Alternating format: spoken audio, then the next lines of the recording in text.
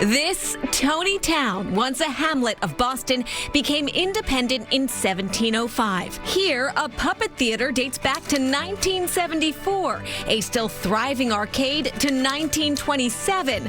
But it's the year 1914 that we rewind to for this bit of trivia. This house holds many happy memories. That's the voice of Rose Fitzgerald Kennedy, mother to the 35th President of the United States, John F. Kennedy.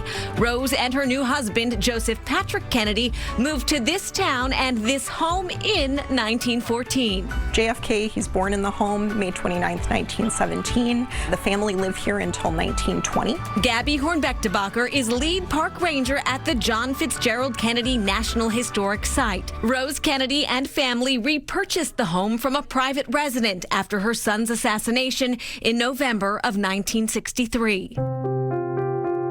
For 3 years, she worked to recreate what it was like when JFK was born and lived here. She's curating this experience for people to have to understand what life was like back in 1917 when her second son was born, but also to have a place to come to where they could really connect with that legacy of her second son who was gone too soon. Her audio tour gives glimpses into their private lives. He was born in his mother's bed. The bed frame is original, the mattress is not.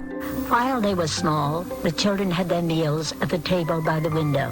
The porringer bowl sets that are on the little kids' table there belonged to Joe Kennedy Jr., JFK's older brother, who grew up in this house, as well as JFK, or Jack as he was known to his family. Despite repeated tragedies that befell the Kennedy family, Rose leaves visitors with memories of joy. We were very happy here, and although we did not know about the days ahead, we were enthusiastic and optimistic about the future. Vegetarians would feel right at home in the basement of this library. Here we find a historical society museum with more than a few clues about our next destination. Twinkie the Kid is the icon of the Wonder Bread factory. In 1964, the Continental Baking Company opened that factory here, and at the time it was the largest bread and cake factory in the world. Executive Director of the local Historical Society, Nikki Lefebvre. I can tell you that so many people who grew up in this area have such fond memories of this factory, mainly because it smelled so good.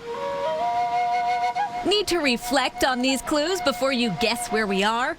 Perhaps take a walk by the Charles River, which flows just outside, or get inspired by one of the rarer items in the museum's collection, copies of the first Bible printed in North America. What we call the Algonquin Bible is also known as the Eliot Bible. John Eliot was an English missionary who took on the 7-year project of translating the Bible into local indigenous languages. He did not do that work alone.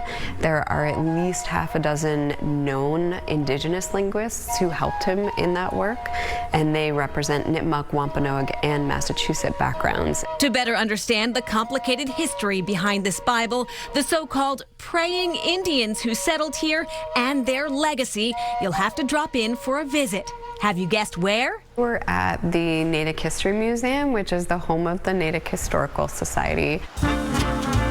And so our first town trivia test answer is Natick.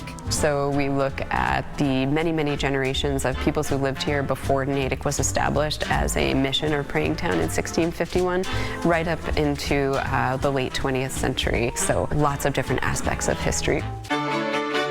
But now back to JFK, a civil rights champion. Did you figure out where he was born? We'll let Ranger Gabby Hornbeck-DeBacher do the honors.